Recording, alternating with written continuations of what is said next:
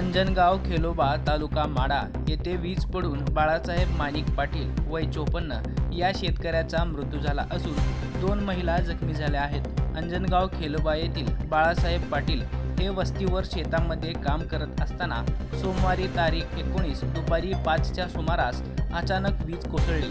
बाळासाहेब पाटील यांच्या अंगावर वीज पडल्याने ते जागेवरच ठार झाले.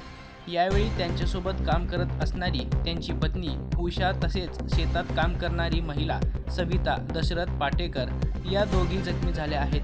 जखमी महिलांवर खासगी रुग्णालयात उपचार करण्यात आले. पाटील यांच्या शेतात असलेली गाय ही वीज पडल्याने मेली आहे. बाळासाहेब पाटील यांच्या मृत्यूबद्दल अंजनगाव परिसरातून हळहळ व्यक्त केली जात आहे. पावसाची विशेष असे कोणतेही वातावरण नसताना अचानक वीज कोसळली. वीज पडत असताना मोठा आवाज होऊन कानठळ्या बसल्याने परिसरातील शेतकऱ्याने सांगितले.